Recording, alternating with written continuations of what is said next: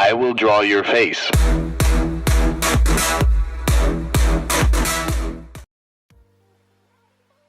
Hey everyone, welcome back to my channel. I am going to talk about drawing people today since I get a lot of questions on that. A lot of people ask me if I use a projector or grid or if I trace. I actually don't use any of those tools because I draw everything out freehand. So I'm going to show you guys how I kind of draw everything out and get all the proportions correct. It does weird out a lot of people when I tell them that I draw upside down, but it's one of the most helpful things that has really let me advance as an artist. It's one of the most helpful tools, and I think it's really, really important to learn how to do this. I think more people should draw freehand. It definitely challenges you more. Grids are okay. They're not really, it's not really something that I would recommend because I've never used one. So I don't think that would be really effective for me since I'm so comfortable drawing upside down now. So before we get started, I do want to go over a few things that we're just going to be talking about today. We are going to be talking about how you get the proportions of the face, the distance between the facial features, which is actually a really simple process. There's a certain measurement that you can use, and you can use this in all of your drawings, and it's actually really, really easy to apply to like any piece that you're drawing. When it comes to drawing a person's face, or even an animal's face, I think it would probably work out for you, even though I haven't drawn animals in a long time. The next thing I want to talk about is, I'm just going to let you guys know this is the Good Burger drawing that I recently did. This I started back in mid-November, or no, I think I started it late October or early November. I just kind of worked on it when I could. It took me about 25 hours to draw out, so it's not, it was not a short drawing process. This video is probably only going to be around 30 minutes long. The actual drawing process before I started coloring is about 25 hours for this one, just because I had to draw two faces, hats, shirts with a lot of stripes on them, and I also had to draw a background on it. So that's why it took me so long. So first what I do is I do have the paper right side up when I start out drawing, just so I can figure out where everything is going to be placed on the paper and the basic shapes are drawn out. After that, I will turn it upside down and I will start drawing lines on the face, as well as determining where the ears are. I do draw guidelines based on the face, like where I think the nose is going to be and where I think the eyes are going to be. So several times actually I'll turn it upside down or right side up and just keep working off of that. The reference picture I used is going to be somewhere up on the screen so you can see the main one that I used. I did use a couple of other ones so I could draw objects in the background, but we'll get to that later. And here I'm using a 4H graphite pencil from Caran D'Ache. I really like this pencil because the lead is really, really light, but you can still see it on the paper, and I almost never have to sharpen this pencil. It's pretty crazy. I've actually had this pencil for a while now, and I get a lot of pieces out of it before I have to go and sharpen it, so it helps to get really precise lines since it stays sharp for so long. Okay, so let's get to the first part. The first thing that I did when I got the guidelines done, I did start working on the hats, and the reason for that is I wanted to make sure that the hats were matching up, because in the picture they are almost touching, and that was the first part that I wanted to make sure that it's spaced correctly, because they're really, really close, and that helps you place everything.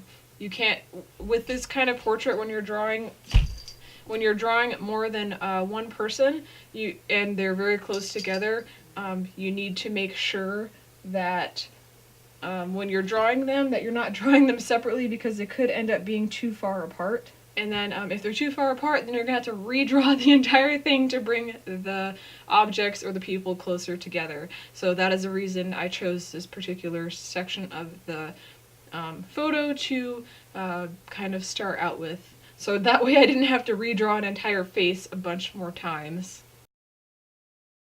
And here's just some more footage of me drawing the stripes on the hat.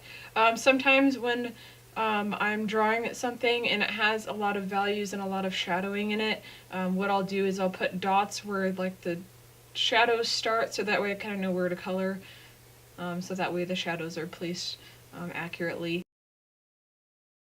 And here I am adding guidelines to where the mouth and the cupid's bow start, where the top of the bottom lip is, and where the bottom of the bottom lip is.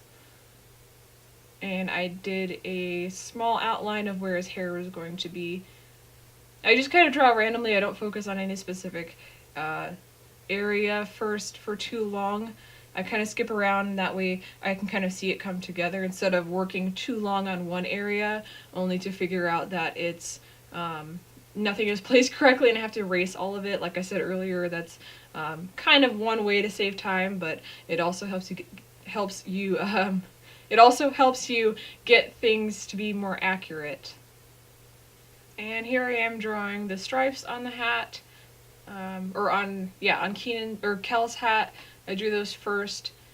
So I kind of drew everything like together. I drew the faces first, and then the hats, and then the shirts. I drew each thing in pairs so I wouldn't have to go back and like have 2 sessions of drawing each thing, if that makes any sense.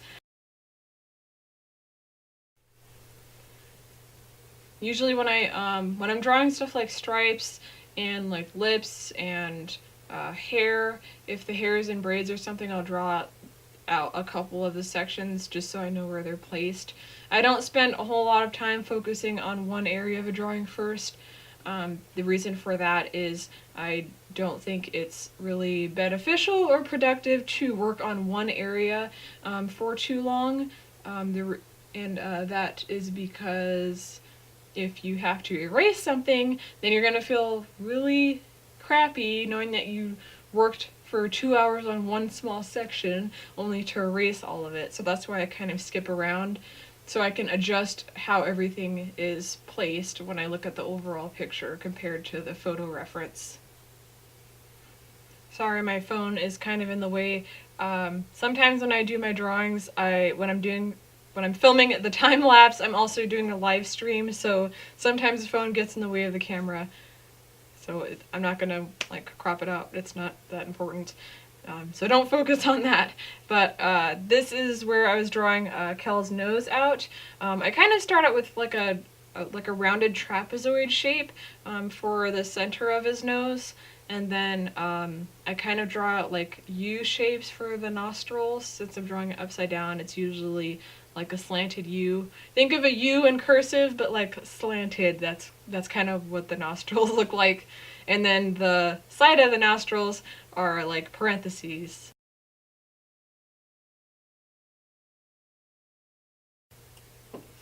And I usually draw pretty lightly. I did have to edit this video a little bit because the graphite was a little bit too light.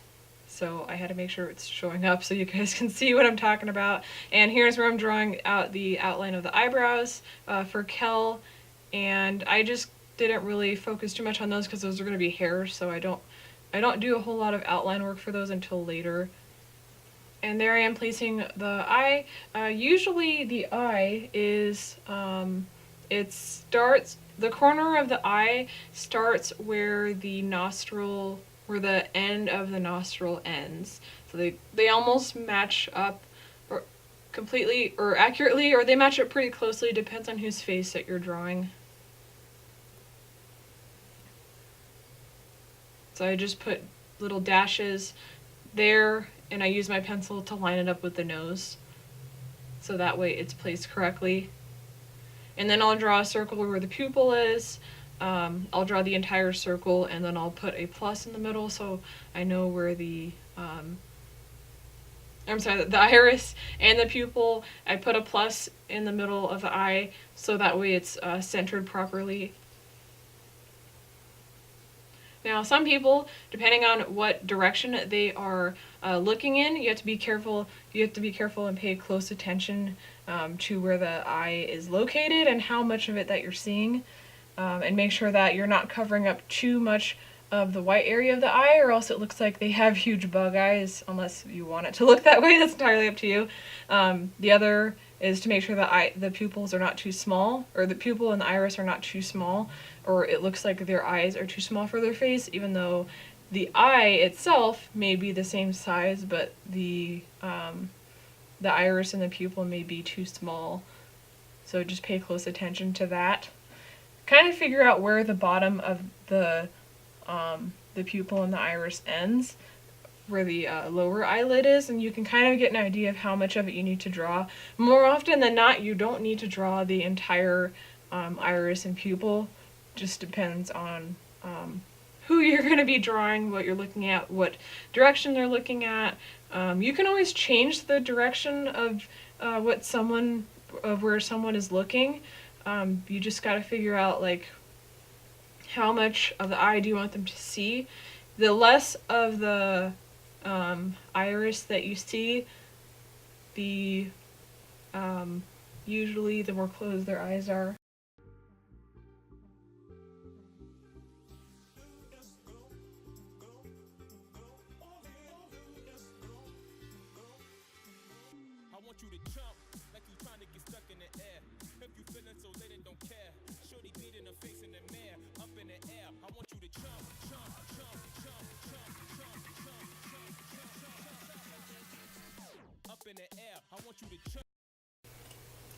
And here I am drawing Kenan's nose. His nose was in a totally different direction than Kel's nose because he's making that weird face, and his nose looks more stretched out, and you can see pretty much all of his nostrils. So his nose is actually narrower because of the expression that he's making. And turning it upside down also helps you figure out what the size of the nostrils need to be.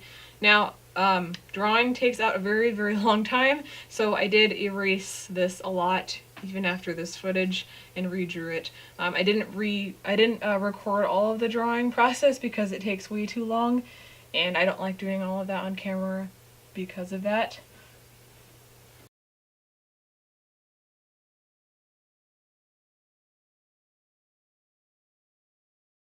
If you look at Kenan's eyes now, you can see about 2/3 of the eye, because his eyes are really wide, but he's also kind of like, his face is like tilted a little bit, and you can't see the whole bottom of the eye because his eyes are really wide, but there's a lot of white space above the iris. And you can see the top of his eyelid, so be mindful of that. There should be 2 lines above where his pupil and his iris are, because he has an eyelid. It's not just one definite line, it's a line, and then it's a line above that, so that you know where the eyelashes start. So that kind of helps, so that is extremely important because it helps the eye be set back in space. No matter whether you're using graphite or charcoal or colored pencil, that's the best way to add depth to the eye before you start drawing it. And here is where you can see me using the pencil as a measurement for the eye.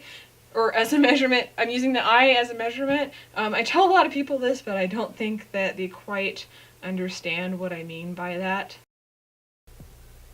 When I tell people that I use the eye as measurement, I mean that by using the actual eye and measuring it with your pencil, and using that, whatever size the eye is, using your pencil, that's the distance between both of the eyes, and that's also going to be the measurement of the other eye.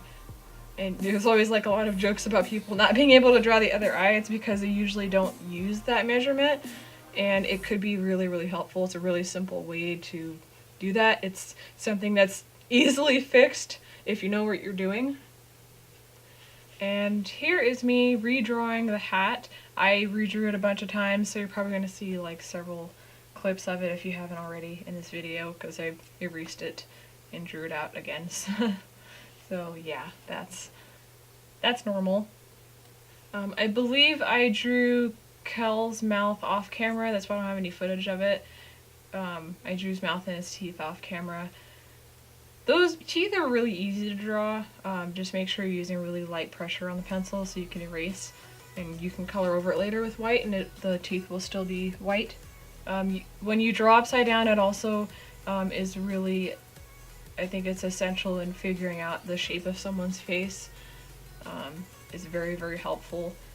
And then here's where I'm drawing out the lips, or finishing out drawing Kenan's lips. He's making that weird expression, so I had to use the pencil and get the measurement of the eye again and determine how far his mouth is away from the edge of his face. And then I also used the guidelines to determine the corners of his mouth and how they match up with the nostril and the corner of the eye.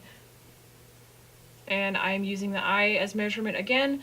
Whatever size the eye is a distance away from the chin. So I think for Kel's, let's see, the left side of the face that I was drawing in this frame, I used the eye, so the mouth from that side of the face, I think it was a little bit more than an eye's length away. And that was, that's what I used. And for most people, again, it differs a little bit depending on the expression that they're making.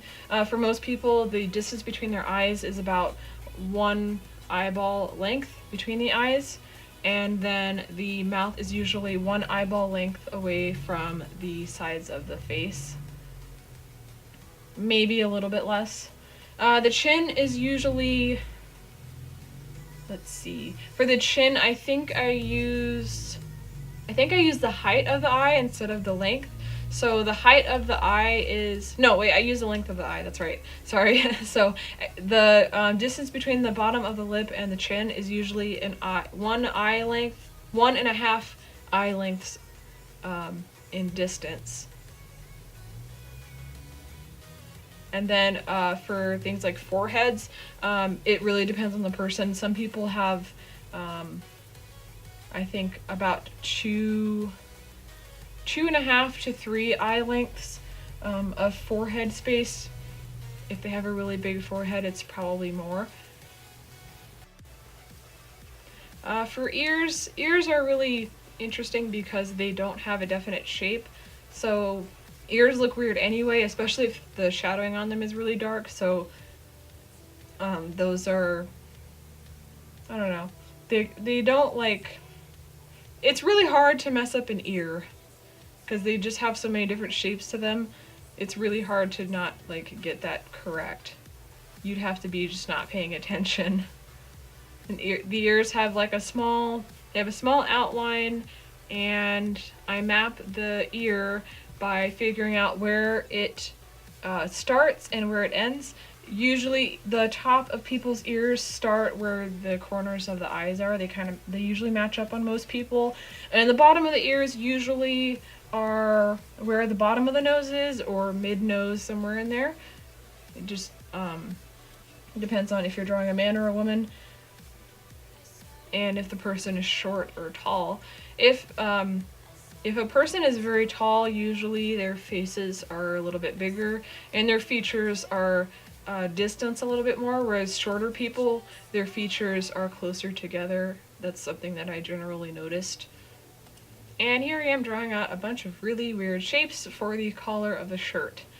The shirts are stripes because, you know, their uniforms are stripes, and I really enjoyed working on this piece just because, I don't know, I really love the movie, and drawing the stripes out was one of the most monotonous things. I believe I spent an entire day, well, on and off throughout the day, drawing out stripes on the shirts. So those are very hard to draw unless you're drawing them upside down. They are kind of like drawing out a puzzle, They do have to fit together a specific way. There's a specific number of blue and white stripes that I had to map out. I did have to redraw them a couple of times in one area, but I finally got everything to line up the way I wanted it to. And this is drawing some more stripes on the collar. This is like the beginning stages of drawing all those stripes. I think, yeah, I still use the light pencil for that.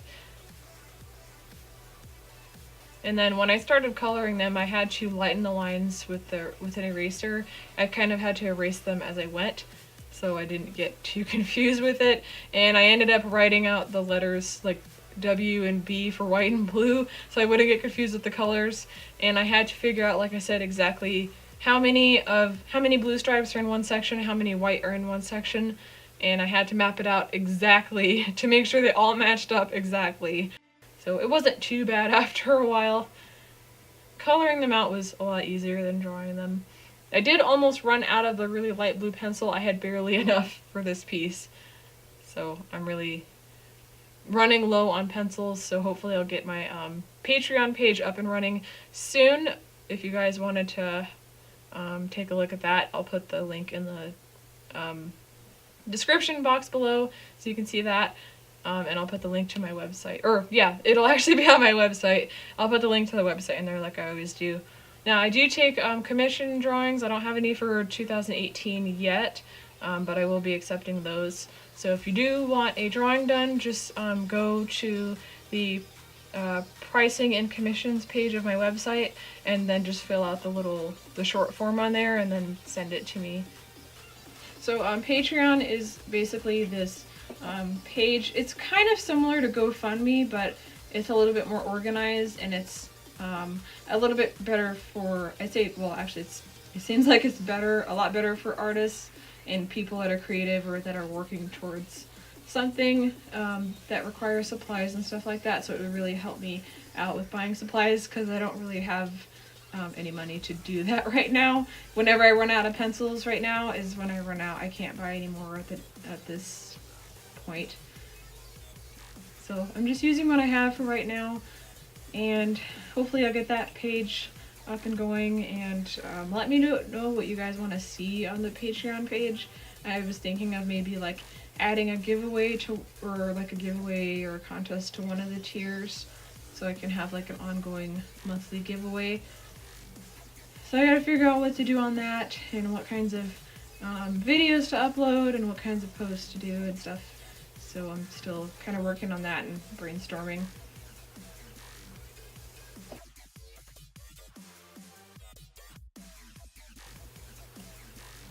And here's a little bit more progress. I think this is where I almost finished. No, that's right.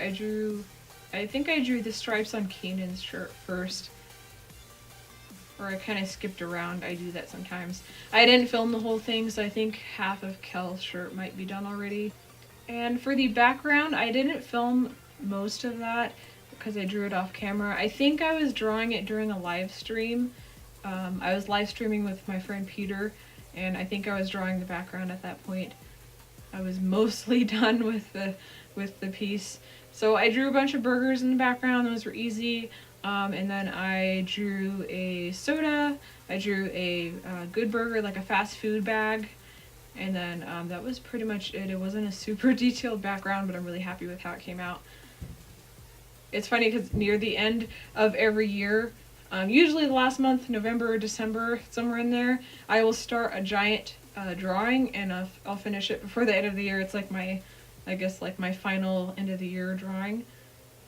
It's kind of interesting to see how my work has changed.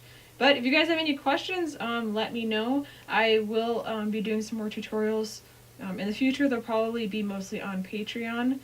And you can go see the time lapse here. I'll put it at the end of this video. You can just skip ahead to that.